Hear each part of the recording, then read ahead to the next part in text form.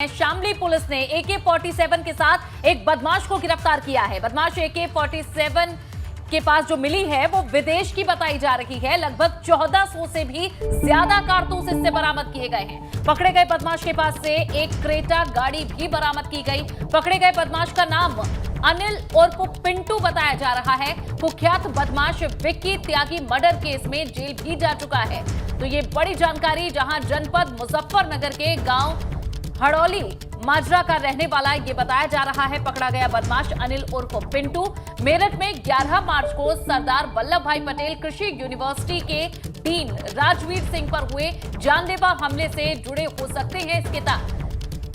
तो ये बड़ी खबर आपको बता रहे हैं, जहां AK-47 बरामद की गई है। लगभग 1400 से ज्यादा कारतूस भी इससे बरामद किए गए। पंकज प्रजापति हमारे संवाददाता ज्यादा जानकारी के साथ जुड़ गए। पंकज, क्या पूरी जानकारी? जी, अगर आपको जानकारी बता दें, ये एक बदमाश है जो अनिल उर्फ पिंटू, यह मुखबिर की सूचना पर थाना भवन पुलिस ने एक बड़ी कामयाबी हासिल की है, जिसके पास से एक वेपन मिला है। ये विदेशी वेपन AK-47 है। ये जो वेपन है ये विदेशी बताया जा रहा है। उसके पास से 1400 जो कारतूस है वो भी बरामद हुए हैं। पुलिस फिलहाल उसे जांच पड़ताल कर रही है और लगातार जो है पुलिस उसके बारे में जांच पड़ताल कर रही है कि कहाँ से कहाँ संबंध थे। बताया जाता है कि कुख्यात जो विक्की त्यागी जो मर्डर केस था उसमें भी ये इसके संबंध थे और अनिल उर्फ पिंटू उस केस में भी ये जेल जा चुका है। और जो मेरठ में यूनिवर्सिटी में जो सरदार वल्लभ भाई यूनिवर्सिटी में डीन राजवीर पर जो हमला हुआ था उसमें भी इसके साथ जुड़े हो सकते हैं। ये पूरा मामला भी पुलिस फिलहाल छानबीन कर रही है, बातचीत कर रही है। बिल्कुल, और क्या कार्रवाई के बाद निकल कर आता है ये भी देखना होगा। पंकज, शुक्रिया जानकारी के लिए। चलिए, ठीक है, आगे बढ़ते हैं खबरों में। गोरखपुर से खबर, जहां आरोपी मुर्तजा से जुड़ी बड़ी खबर। मुर्तजा के पास एक नहीं बल्कि 3 हथियार मिले हैं। 2 हसिया और एक चाकू भी मुर्तजा से बरामद किया गया है। एक हसिया की लंबाई करीब 14.5 सेंटीमीटर है। हसिया से ही सिपाहियों पर आरोपी ने हमला किया था, ये बड़ी जानकारी। दूसरे हसिया की लंबाई 14 सेंटीमीटर है। दूसरा हसिया और चाकू बैग में छिपाकर रखा था मुर्तजा। ये बड़ी जानकारी आपको दे दें, जहां अभी तक ये जानकारी अब सामने आ रही थी कि सिर्फ एक हथियार है आरोपी मुर्तजा के पास, लेकिन अब बड़ा अपडेट निकलकर सामने आया है। एक नहीं बल्कि 3 हथियार मुर्तजा के पास से मिले हैं। 2 हसिया और एक चाकू भी मुर्तजा से बरामद हुआ है। विवेक त्रिपाठी हमारे संवाददाता ज्यादा जानकारी के साथ जुड़ गए। विवेक, हथियारों से जुड़ा भी अपडेट सामने आया है। जी बिल्कुल, देखिए, मुर्तजा अपने साथ एक भाका लाया था, एक भाका उसके झोले में था। इसके अलावा एक चाकू भी झोले में था और ये चाकू अच्छा खासा खतरनाक चाकू था, जो जिस तरह से जो कसाई की दुकानों में मिलता है, गोश्त की दुकानों में मिलता है, ये उस तरह का चाकू था जो मांस काटने में अक्सर प्रयोग होता है। तो ये धारदार हथियार, ये इतने घातक हथियार थे कि अगर किसी भी व्यक्ति पर हमला किया जाता है, जैसा सिपाहियों पर हमला किया गया, उनके पैर, हाथ और जो पीठ पर जो जख्म आए हैं बुरी तरह से घायल किए गए हैं। और ये इससे साफ तय होता है कि वो इस इरादे से आया था कि किसी भी तरह से हमला करके और ओवर पावर करके जो पुलिसकर्मी हैं उनके हथियार छीने जाएं, उनके असलहे छीने जाएं। और ये असलहे नेपाल से लौटते वक्त उसने जो सूत्र बता रहे हैं वो महाराजगंज में कहीं खरीदे थे। ATS इस बात की भी जानकारी कर रही है कि महाराजगंज की किस दुकान से ये असलहे खरीदे, जो शस्त्र हैं, अस्त्र हैं, ये खरीदे गए थे, फाका और चाकू। चूंकि FIR जो शस्त्र अधिनियम के तहत जो FIR हुई है उसमें इस बात का जिक्र है कि एक फाका उसने हाथ में लिया था और एक फाका और एक चाकू उसके झोले में था। लैपटॉप और मोबाइल फोन के अलावा ये दोनों हथियार भी उसके झोले में रखे हुए थे। वहीं से ही बरामद किए गए हैं। जी विवेक, शुक्रिया इस पूरी जानकारी के लिए।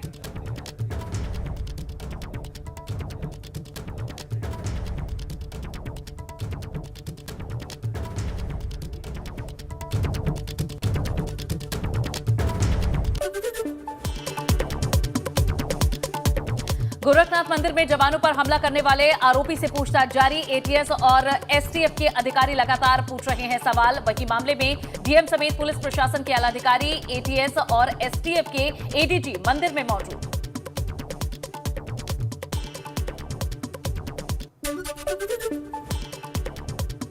सवाल करने पर जांच एजेंसियों को लगातार गुमराह कर रहा आरोपी, पुलिस के उलझाने वाले टेढ़े सवालों पर चुप्पी साध जाता है मुर्तजा। शातिर ने पूछताछ में कहा उसके पीछे पड़ी है TFs।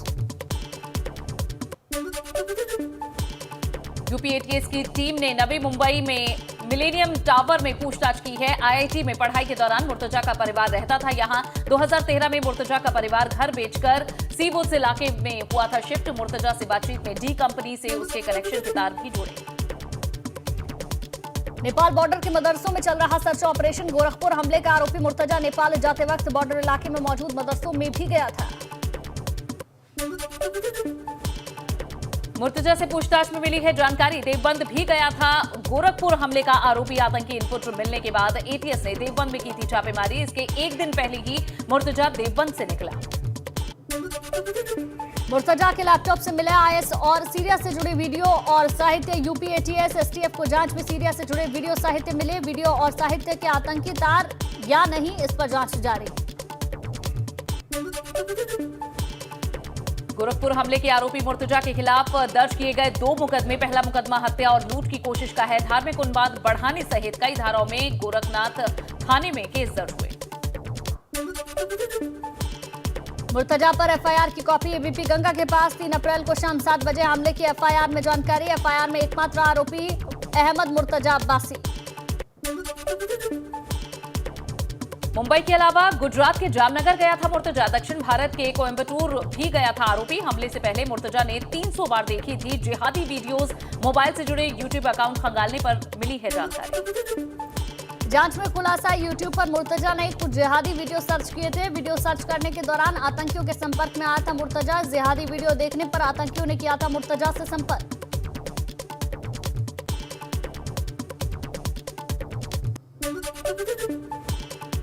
आरोपी मुर्तजा से एक और बड़ा खुलासा हुआ है। आतंकी अबू हमजा के वीडियो भी देखता था मुर्तजा। जाकिर नाइक के वीडियोस के अलावा नाटो से गोरिल्ला शैली में लड़ाई का वीडियो भी देखता था आरोपी। सूत्रों के मुताबिक नेपाल भी जाएगी यूपी एटीएस की टीम। नेपाल की जेल से भागे आतंकी से मिला था मुर्तजा। 13 मार्च को नेपाल गया था आरोपी। नेपाल की एजेंसियों से जानकारी ले रही है यूपी एटीएस।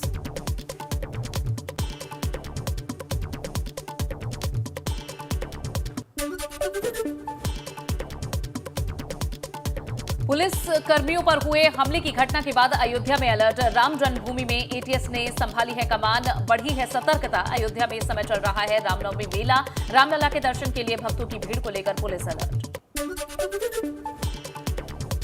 गोरखपुर हमले के बाद से मथुरा में श्री कृष्ण जन्मस्थान पर सुरक्षा बढ़ाई गई। काफी तादाद में तैनात किए गए पुलिसकर्मी।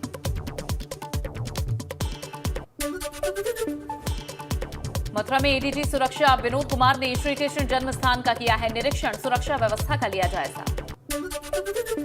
सीएम योगी ने सोमवार को हमले में घायल पीएसी जवानों से बीआरडी अस्पताल में मुलाकात की। घटनास्थल पर जाकर मामले की पूरी जानकारी ली। गोरखपुर मामले पर सीएम योगी ने फिर से की है बैठक। अफसरों से मुख्यमंत्री ने अब तक का लिया है अपडेट। गोरखनाथ मंदिर के नए सुरक्षा प्लान पर हुई अधिकारियों से बात। कानपुर में सरकारी पिस्टल के साथ युवक का वीडियो हुआ वायरल। इंस्टाग्राम पर कार के अंदर पुलिस की टोपी रखकर अपलोड किया वीडियो। आकाश टाटू के नाम से हुई युवक की पहचान। झांसी के प्रेमनगर इलाके में आपस में भिड़ी महिलाएं। आपस में कमेंटबाजी को लेकर हुआ झगड़ा। फिर सड़क पर महिलाओं से मारपीट का वीडियो सोशल मीडिया पर वायरल। शामली में एक्शन में एंटी रोमियो स्क्वाड की टीम। मोहल्लों में खड़े लड़कों को हिदायत देकर छोड़ा। कहा बिना वजह मोहल्लों और गलियों में खड़े हुए तो की जाएगी कानूनी कार्रवाई।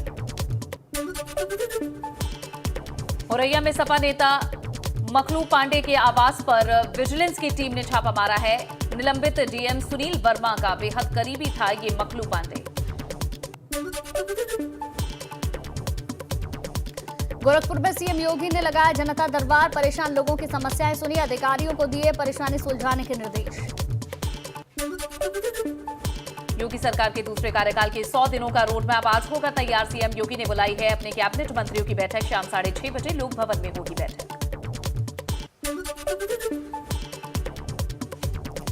दिल्ली दौरे पर सीएम धामी ने प्रधानमंत्री नरेंद्र मोदी से मुलाकात की। शिष्टाचार भेंट के अलावा राज्य के विकास को लेकर बात हुई।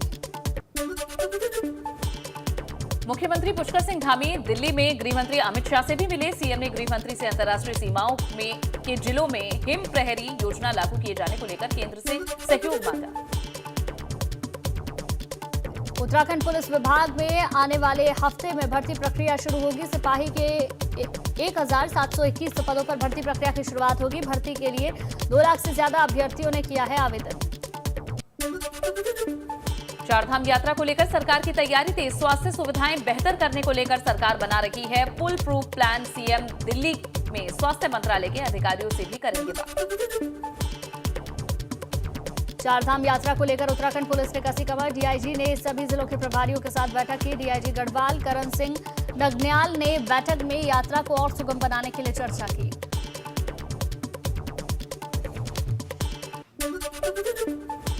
केदार हेली सेवा के लिए पहले दिन 2140 टिकट बुक किए गए। सोमवार को 2 घंटे में ही 2140 टिकटों की बुकिंग हुई। GMVN की वेबसाइट पर की जा रही टिकटों की बुकिंग।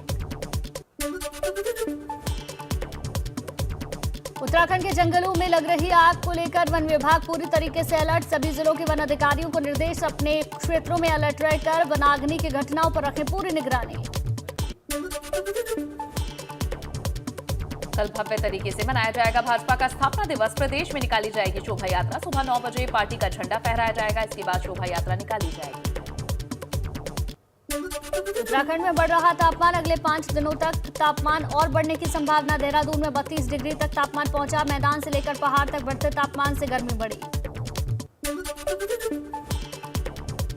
देश भर में महंगाई को लेकर कांग्रेस का विरोध जारी। उत्तराखंड कांग्रेस 7 अप्रैल को महंगाई के मुद्दे पर करेगी बड़ा प्रदर्शन। 7 अप्रैल को पूरे प्रदेश में धरना करेंगे कांग्रेस नेता और कार्यकर्ता।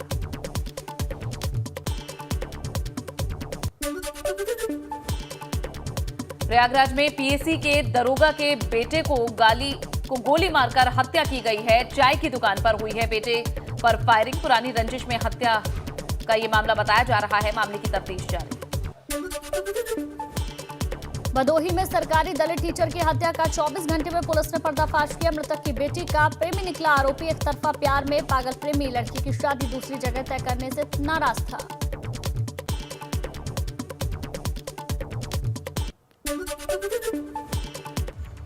और इस बीच एक बड़ी खबर का रुख करते हैं। गौतम बुद्ध नगर के डीएम सुहास एलवाई को अवमानना का नोटिस भेजा गया है। इलाहाबाद हाईकोर्ट ने यह अवमानना का नोटिस जारी किया है, जहां वसूली की कार्रवाई के आदेश का पालन नहीं करने पर यह नोटिस जारी किया गया है। तो एक बड़ी खबर, कोर्ट ने आदेश दिया था कि 3 महीने में कार्रवाई पूरी की जाए और डीएम इस कार्रवाई को पूरा कराएं। 4 महीने में आदेश का पालन कराएं या फिर 5 अगस्त को हाजिर हो डीएम, ये कहा गया। तो ये बड़ी खबर, जहां गौतम बुद्ध नगर के डीएम हैं सुहास एलवाई, उन्हें इलाहाबाद हाईकोर्ट का यह अवमानना का नोटिस है, जहां आदेश दिए गए थे और उसके अनुरूप अब ये भेजा गया है अवमानना का नोटिस।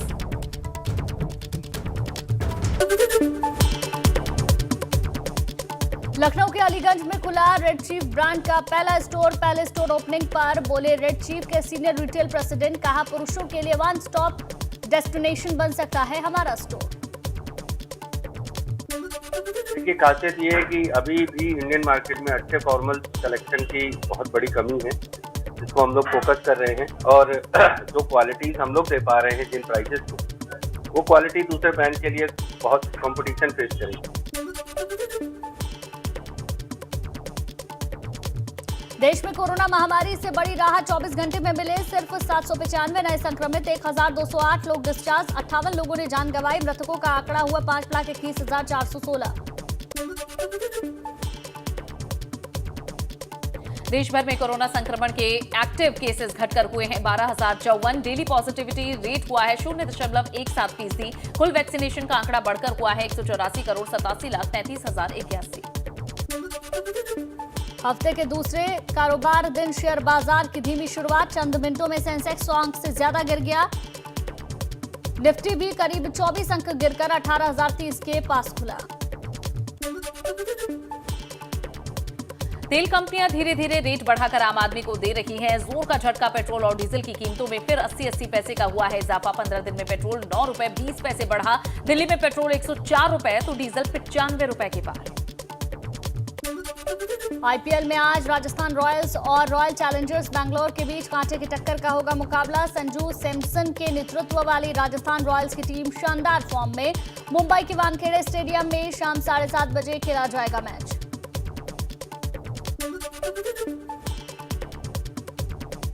लखनऊ सुपर जायंट्स की आईपीएल में लगातार है दूसरी जीत। सनराइजर्स हैदराबाद को 12 रन से हराया। 170 रन के स्कोर का पीछा करते हुए हैदराबाद की टीम 157 रन पर ऑल आउट हो गई।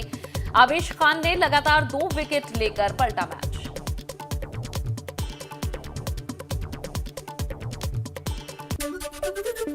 आपको बता दें, यूपी में लगातार अधिकारियों पर एक्शन लिया जा रहा है। पिछले कुछ दिनों में कई अधिकारियों पर भ्रष्टाचार की शिकायतों को लेकर गाज गिर चुकी है। औरैया के डीएम पर कार्रवाई के बाद भाजपा सांसद रामशंकर कठेरिया ने इटावा की डीएम श्रुति सिंह की भी जांच कराए जाने की आदेश दिए हैं, मांग की है। इसको लेकर एबीपी गंगा संवाददाता अविनाश तिवारी ने भाजपा सांसद रामशंकर कठेरिया से खास बातचीत की है। आपको सुनवाते हैं।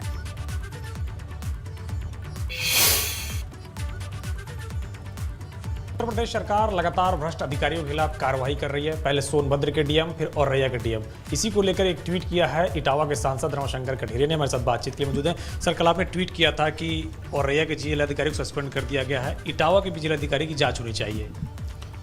नहीं, औरैया के जिलाधिकारी की शिकायतें थी और उस पर बहुत सारे लोगों ने उनकी शिकायतें सरकार को भेजी थी। उत्तर प्रदेश सरकार ने अच्छा निर्णय किया है और उनकी जांच में दोषी पाए गए, उसके बाद उनको सस्पेंड किया है।